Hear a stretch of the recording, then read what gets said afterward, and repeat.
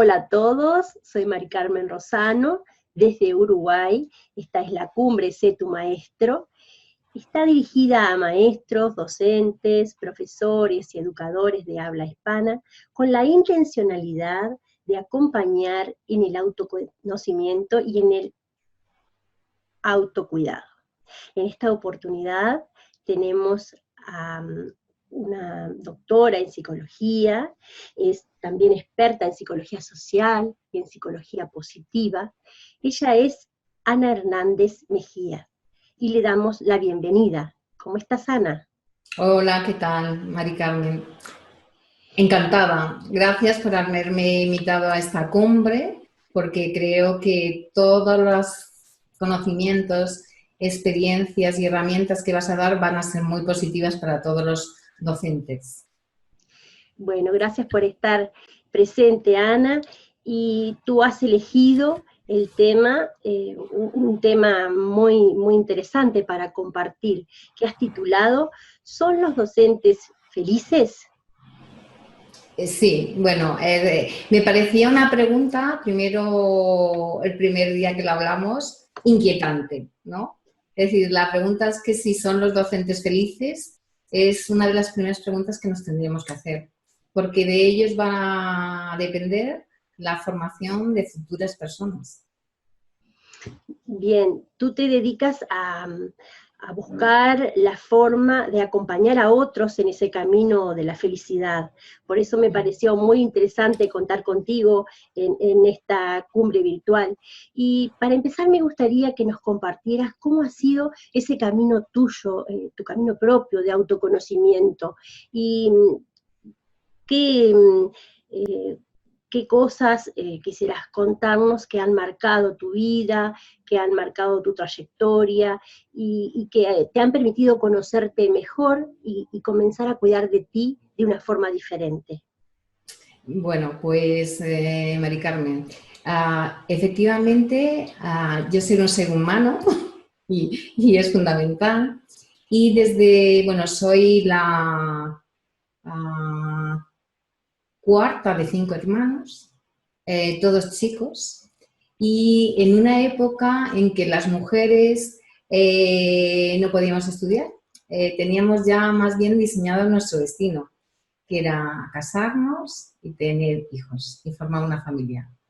Pero en eso de ser la única chica y rebelarme con lo que se me había dicho que tenía que hacer, pues comencé a ver que había rodeaba mucho sufrimiento, un sufrimiento que era innecesario.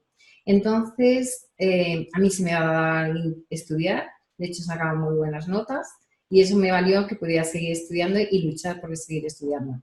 Y entonces, ¿qué escogí? Psicología. ¿Por qué? Por lo que te digo, es decir, porque era muchísimo sufrimiento y yo quería saber cuál era la clave en la que se pudiera evitar.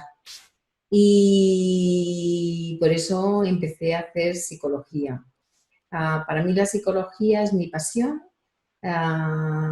mi vocación y me permitía ayudar a los demás y ayudarme a mí misma. Cuando acabé mi primera formación como psicóloga, comencé a trabajar con mujeres, con mujeres en las que nos ayudamos mutuamente. Y ahí empecé a hablar ya de felicidad, de cómo promover la salud y el bienestar. Lo que me ocurrió es que una vez que en ese área de mujer estuve trabajando, pues ya quise investigar otras áreas. Y en esas otras áreas fue el mundo de la empresa. Con otra parte que también me formé, que es en el tema del marketing, ¿no? Y para ayudar a empresas a hacer nuevos servicios que satisfacieran necesidades de las personas. Y de ahí otra vez me pasé a la formación con emprendedores y tal. Después me formé en el tema de coaching ejecutivo y de equipos y coaching organizacional para acompañar a las personas otra vez dentro de las empresas a conseguir sus metas personales y profesionales. Y entonces por eso estamos hablando hoy aquí también, porque yo creo que esto de acompañar a las personas a ser más felices, a que ellas mismas sean protagonistas y a que ellas mismas consigan sus metas, pues derribando esas barreras que le impiden alcanzarlas. Pero siempre desde la salud y del bienestar. Entonces, una de las cosas que hice también que me llenaron muchísimo fue mi formación como psicóloga positiva, o como lo que llaman la psicología positiva, la ciencia de la felicidad. Y entonces ahí esa ciencia de la felicidad se está aplicando en el tema de la educación. Muy interesante. Como decías, a mí también me llamó la atención esto de que llevas adelante esa gran empresa que se dedica a promover el bienestar, la salud, la felicidad.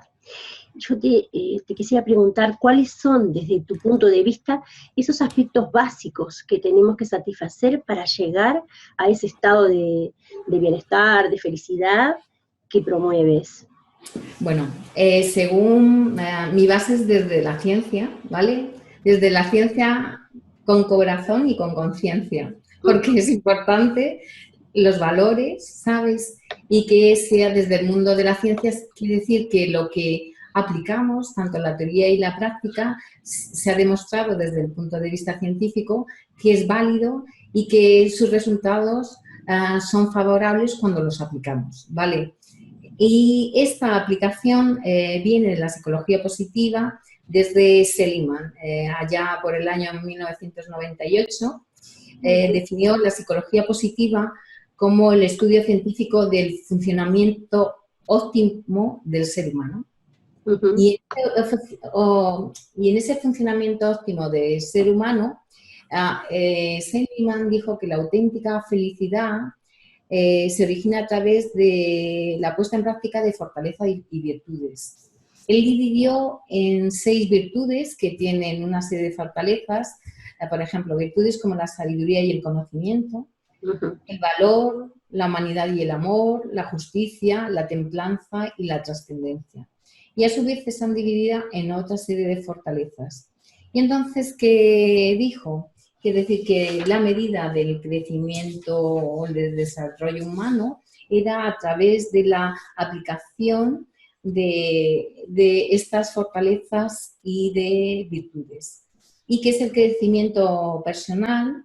El objetivo de la teoría del bienestar es medir y fomentar ese crecimiento personal y a través de una serie de características centrales como pueden ser la emoción positiva, el interés, la entrega, el sentido del propósito y una serie de características adicionales muy importantes como es la autoestima, el optimismo, la resiliencia, la vitalidad, la autodeterminación y las relaciones positivas. Bueno, todo esto es súper importante para lo que estamos hablando, para el tema del maestro o del docente. Es decir, ¿en qué medida es el docente feliz? ¿Qué es lo que le hace feliz? ¿Y qué es lo que no le hace tan feliz o lo que le impide esa felicidad? Después de que me hablaste, Mari Carmen, lo que estuve investigando es diferentes estudios que habían hecho una radiografía de la felicidad, como un estudio chileno, o Teresa Well, que hizo también un estudio sobre el tema de las cosas que hacían felices y las cosas que no hacían felices al tema de los docentes. Y entonces lo general de esos estudios decía que el docente, el profesor es feliz en valores intrínsecos. Por ejemplo, son vocacionales. La felicidad, es decir, no sé si te pasa a ti, porque tú has sido profesora, ¿no? Sí, como nos referimos a la felicidad en relación a lo que hacemos, el amor que tenemos por lo que hacemos, ¿verdad? Claro, sí. Claro. En lo que no les hace tan felices es en el sistema educativo, y aquí tenía como un cuadro, en el sistema educativo, que quiere decir las condiciones laborales, la remuneración y la jornada laboral. Esas son las cosas que no le hacen tan felices a los profesores, porque hablan que efectivamente muchos de ellos quisieran participar en el sistema educativo. Tanto en el tema del estudio chileno como en el tema español, no se da esa participación. Entonces, los profesores quieren contar y participar en un sistema educativo que les es propio, no les es ajeno, ¿vale? Y entonces eso le puede provocar una serie de desgaste emocional, de estrés, del síndrome del quemado, es decir, cuando su participación no se la tiene en cuenta o cuando sufren una serie de cosas por el sistema, por su entorno, como son los riesgos psicosociales, ¿no?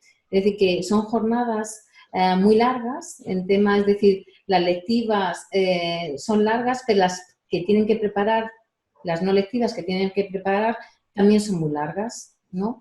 O cuando, por ejemplo, efectivamente tienen un problema de autoridad o se da una serie de violencia en el tema de las clases, ¿no? Y piden una serie de apoyos, ¿no? Que sería en su entorno educativo, por ejemplo, en el tema de los compañeros de trabajo o en el tema de los directores o en el sistema de supervisión, ¿no? O la relación con sus alumnos. Luego hay el profesor, ¿no? En ese entorno público, en ese sistema educativo y en el sistema propio, donde hay cualidades del profesor como es la felicidad personal, la vitalidad, las relaciones de apoyo, el encontrar su propia vida, es decir, porque efectivamente esa persona que es profesor es persona, tiene un rol y está dentro de un sistema. Y si se produce una coherencia, se produce un nivel de satisfacción. Pero si se produce un nivel de incoherencia, en el cual, es decir, el rol se está comiendo a la persona o el sistema se está comiendo al rol y a la persona, hay una insatisfacción. Muy interesante todo esto que nos estás planteando.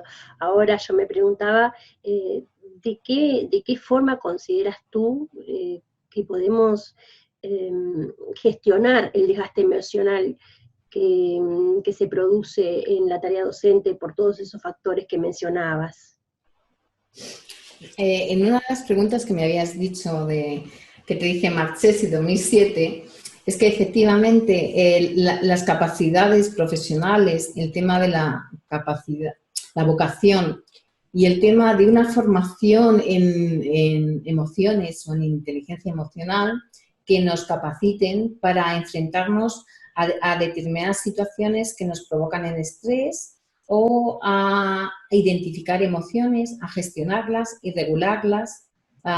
Tendría que desarrollarse desde el inicio, antes de que nosotros nos formáramos como profesores. Es decir, antes de que nos formáramos como profesores teníamos que ver qué cualidades, qué capacidades técnicas y profesionales, qué vocación y qué otros valores tenemos para el tema de dedicarnos a ser profesores, ¿no?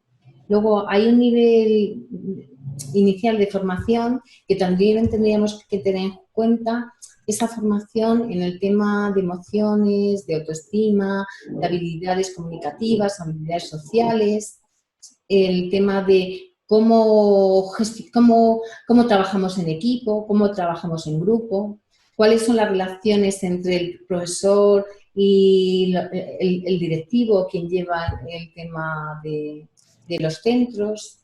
Es decir, que diría, identificar qué es lo que nos ocurre antes de que se haga crónico. Y eso sería lo que es el síndrome del quemado. Entonces, ¿qué ocurre?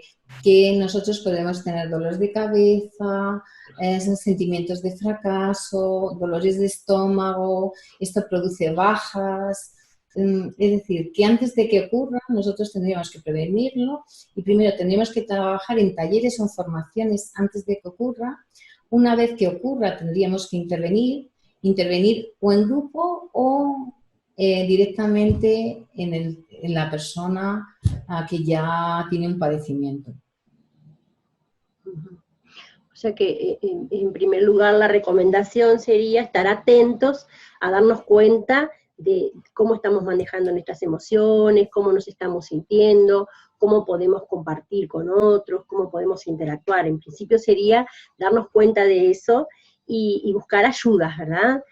Claro. Mirar hacia adentro qué es lo que está pasando. Y en cuanto a los recursos laborales, que podemos desarrollar para organizarnos mejor en el trabajo, con mayor eficiencia, mayor alegría, como disfrutar el clima de la comunidad educativa. Yo, por ejemplo, veía que en algunos momentos has compartido, que me conquistó también, ver cómo esos momentos de disfrute con los compañeros te aportan mucha energía vital. Yo lo veía en ti, por ejemplo, es una de las cosas que me gustó como para conversar, ¿no? Cómo esa parte aporta a tu estabilidad emocional y a tu bienestar.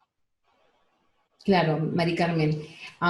Como tú dices, hay unos recursos personales, pero hay unos recursos laborales. Hablaba Teresa Well de las comunidades profesionales de aprendizajes, una comunidad de aprendizaje que se apoye mutuamente. Es decir, el profesor tiene un papel, el alumno tiene un papel, la familia tiene un papel, el pueblo donde vivimos, la ciudad, el gobierno, es decir, que este es un sistema importantísimo donde todos estamos integrados. Y todos somos parte del problema y todos somos partes de la solución. Menos mal. Por tanto, es decir, lo que te pase a ti o al otro nos pasa a todos. Porque si un profesor sufre un desgaste emocional o un profesor no le da el tiempo para preparar sus clases como él quiere, somos responsables todos y tenemos que mirar qué está ocurriendo para resolverlo. Es decir, porque el profesor es un ser humano que forma a otros seres humanos para esta sociedad en la que vivimos. O sea, nada nos es ajeno. Entonces, los recursos laborales, pues mira, si me dejas un momento, te diría, porque te dije que estaba viendo diferentes investigaciones, ¿vale? Y lo que hablan, es decir, que la importancia de los grupos de apoyo, es decir, de colegas o de compañeros que nos apoyen. Otra de las cosas que hablan es que el profesor no siente ese reconocimiento social, ni tampoco siente un reconocimiento económico. Entonces, tendríamos que trabajar eso también en, primero, por parte del profesor, reconocer que su labor es muy importante, pero también reconocerla a los padres, los alumnos, en los colegios profesionales, los gobiernos, en cuál es la importancia de la labor profesional. Y luego, también es importante porque que ese tema económico de sueldo desde el inicio vaya cambiando y que se premien también las cosas que se están trabajando, ¿no? Es decir, que hay una serie de recompensas materiales e inmateriales en cada etapa del ejercicio profesional. Y destacar mucho, mucho, mucho que hay que facilitar y promover las relaciones con los compañeros, con la dirección y la administración, hacer sesiones de grupo, hacer coaching, especialmente en estos niveles educativos. Y lo que había también una propuesta y se está haciendo es que los profesores que son más veteranos sean mentores de los profesores que se inicien como tal. Es decir, porque creo que esa experiencia y esa relación intergeneracional es muy rica y es la que vamos a agradecer todos. Es decir, que nos lleva a una educación de calidad, donde el profesor es una de las partes más importantes y vitales para esa educación.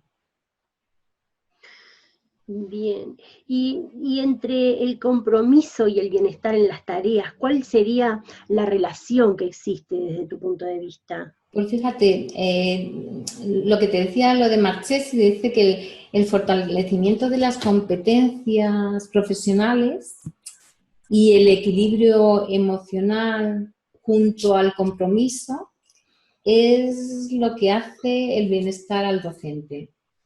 Claro. Es decir, esas tres cosas hacen sentirse bien a la persona.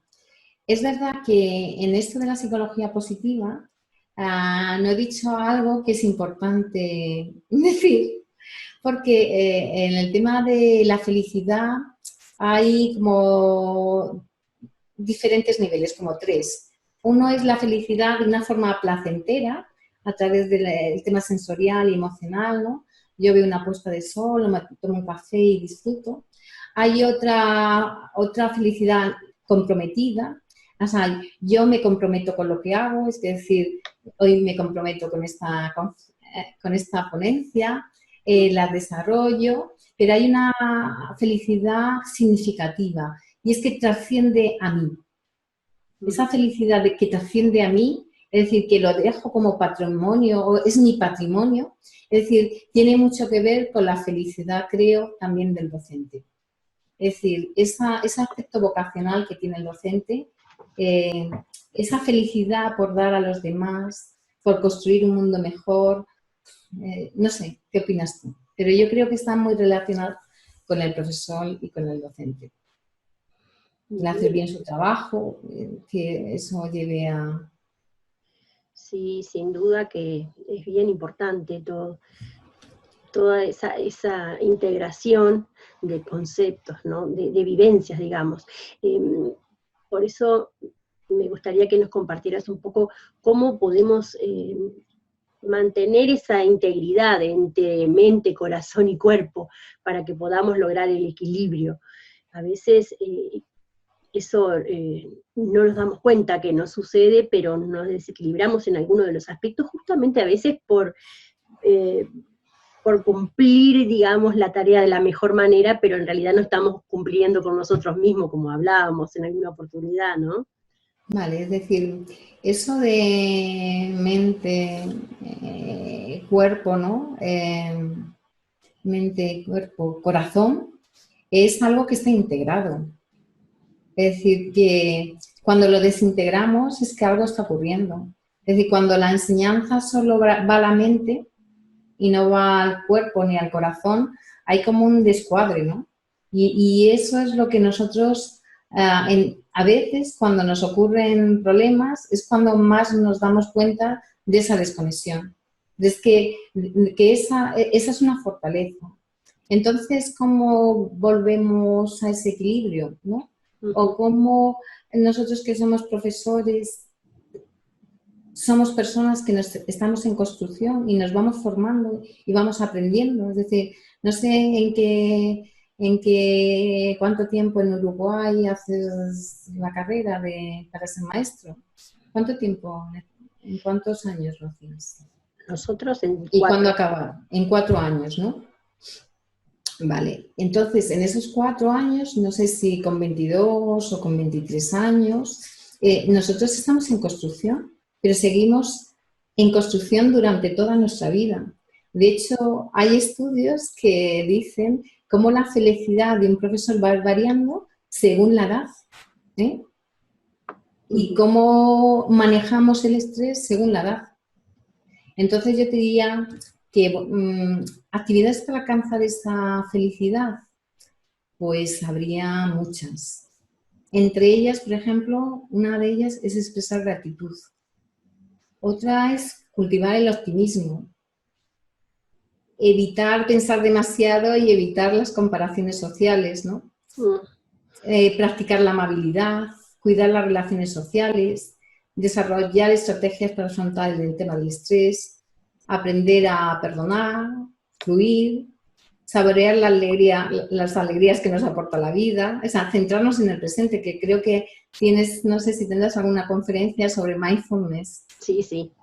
Sí, pero es muy importante el tema de estar conectado al presente. Luego, comprometerte con tus objetivos, practicar tu espiritualidad o tu religión, ocuparte de tu cuerpo, meditar, actividades físicas y comportarse pues como una persona feliz. Es decir, cuando yo a mi cerebro digo soy una persona feliz, el cerebro no entiende si es verdad o mentira, dice es una persona feliz. Así que comportémonos o seamos personas felices. Bien, sin duda que esto va a repercutir en nuestras relaciones interpersonales y laborales y, por supuesto, en relación a nuestros alumnos, ¿no? ¿Y qué papel juega la recreación y las actividades de compartir con los compañeros de trabajo la felicidad laboral? Pues son vitales, es decir, el compartir con tus compañeros las mismas cosas que te ocurren, los problemas y tal, yo creo que está en vuestro ser. No sé si me equivoco, pero yo creo que está en vuestro ser de ser docentes. Es decir, es que nos va a ayudar a ser. Es decir, son aspectos muy sociales que están dentro de nuestra educación. Entonces, efectivamente, las actividades formales o no formales nos ayudan a crear más conexión y más unión. Y es una unión más de emoción, más de compartir vivencias. Yo no sé cuánto hubieras dado tú por tener un grupo en que lo que tú quisieras lo pudieras expresar y además lo entendiera, te apoyara y buscara alternativas juntos. Es decir, probablemente si te hubieras estado en un grupo de eso, hubieras sido diferente. Sí. No sé, ¿qué te parece? Sí, quizás darnos ese permiso, ¿no? Porque si pienso en este momento que lo veo desde otro lugar, pienso que si esas oportunidades, esas posibilidades nos tenemos, nosotros mismos nos tenemos que dar esas oportunidades y darnos cuenta de lo que está sucediendo, porque a veces estamos como inmersos en eso de la intelectualidad y no generamos esos espacios, pero me parece que sí, que es sumamente importante tener esos espacios y compartirlos, ¿sí? ¿Sí? Esos espacios tendrían que estar dentro de, es decir, en nuestro entorno educativo. Esos espacios donde hay grupos que forman equipos cuando tienen un objetivo común y que eso además los alumnos lo van a tener también en sus vidas. Lo van a tener en su vida en el tema educativo, pero lo van a tener en las empresas. Las empresas trabajan también con equipos de alto rendimiento que tienen un alto objetivo, que tienen una alta motivación y que tienen un alto desempeño. Eso es la vida también. Es la vida en el área educativa, en el área social y en el mundo empresarial. Es decir, es que muchas mentes hacen muchas mentes y corazones hacen muchas cosas. ¿Sí? Bien. ¿Y cuáles serían, Ana, esas herramientas que nos puedes compartir para que vayamos apropiándonos en el día a día de ese bienestar, de una manera diferente de ver nuestro trabajo? Bien, como decía antes, es decir, nosotros desde la psicología positiva, desde la ciencia de la felicidad, nosotros tenemos unas fortalezas que ya tenemos de por sí. Entonces, lo primero, tendríamos que identificar qué fortalezas tenemos, porque muchas veces no sabemos ni qué fortalezas tenemos. ¿Cuáles son nuestras virtudes? ¿A qué le pongo foco? Este año, ¿a qué le pongo foco? Y a lo que le ponga foco, ¿a qué área de mi vida le pongo foco? ¿Cómo lo consigo? ¿Cuál es mi objetivo? ¿Cómo voy de mi meta que me haya puesto al objetivo? ¿Cómo lo hago? ¿Lo puedo por mí mismo o necesito ayuda? ¿Necesito ayuda que me sirven mis grupos de amigos o mi grupo de colegas profesionales o necesito otra ayuda más profesional? Si necesito otra ayuda más profesional, puedo ir a psicólogos o coaching ejecutivos o coaching de vida o yo mismo puedo ser un profesor que me hago coach educativo. Es decir, pero lo primero que tengo que identificar qué es lo que quiero, cuáles son mis fortalezas, también cuáles son mis debilidades y cómo puedo convertir mis debilidades en fortalezas, cuáles son mis amenazas que las puedo convertir en oportunidades y cuáles son mis oportunidades. Es que si quiero ir de un sitio a otro tendré que trazar un plan y para trazar ese plan tengo que contar conmigo. Y tengo que saber qué es lo que me hace feliz y no feliz. ¿Cuáles son las creencias que me fortalecen y me empoderan? ¿Y cuáles son las creencias que me limitan? ¿Cuáles son los resultados que quiero obtener? O sea que, en definitiva, tengo que comenzar a ser mi propio maestro. Claro. Sé tu Encontrar, maestro. Mari Carmen, sé tu maestro. encontrar mis herramientas.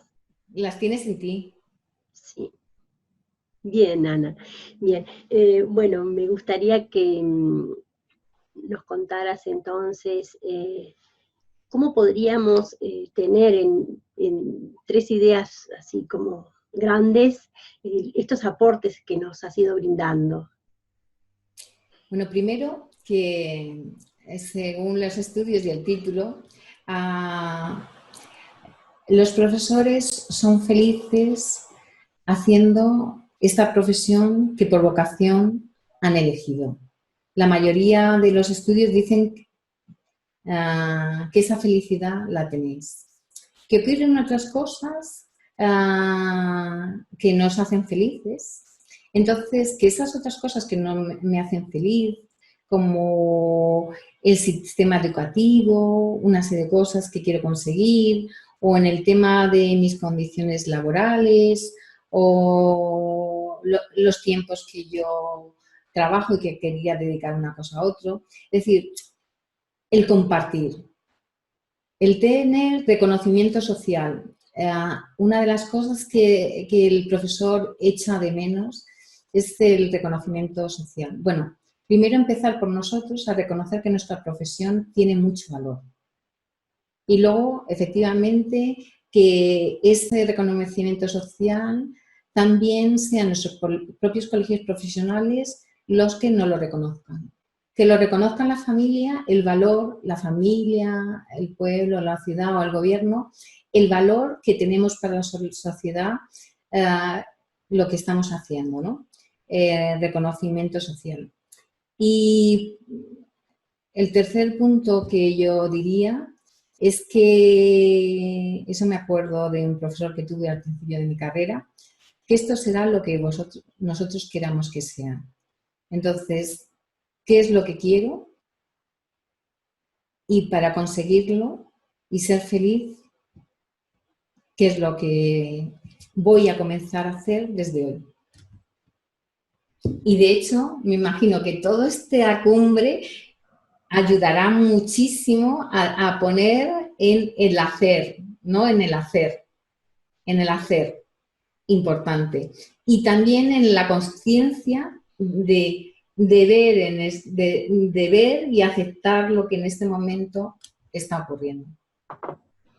Bien, muchas gracias, Ana. Sí, esa es la idea, ¿no? Como ver nuevas posibilidades, oportunidades, mirar hacia adentro, mirar hacia afuera, escuchar lo que otros tienen para decirnos y bueno, y apropiarnos de todo lo que nos ayude a vivir mejor, a vivir más saludable. Por último, te pediría, Ana, que nos contaras cómo te podemos seguir encontrando en las redes. Me gustó mucho conversar contigo y todos estos apartes, pero nos gustaría continuar. A ver, ¿de qué forma podemos continuar con tus actividades? Bueno, me imagino que pondrás todas las direcciones de Facebook, de LinkedIn o de la propia web. O también decir cualquier consulta que, bueno, porque salga de esta conferencia, esa la respondo al momento si puedo, ¿no? Es decir, que, bueno, en todas esas direcciones me tenéis y además, bueno, pues encantada de colaborar, ¿no? Y de compartir y de hacer también. Bueno, muy bien, muchas gracias, Ana. ¿Alguna reflexión final que quieras compartirnos? ¿Cómo te Pues mira, sentiste? ¿Cómo te parece que este mensaje va a llegar? Bueno, Mari Carmen, Rosana, mi agradecimiento a ti y el valor y el querer que desde las vivencias hacer algo diferente y ayudar a los demás. Bueno, eso es lo que también lo que me ha motivado para participar en esta cumbre. Es decir, tú. Y te deseo todo el éxito y que a las personas que asistan a esta cumbre le saquen el máximo provecho. Es decir, para que sean, como se dice ahí, la mejor versión de sí mismos.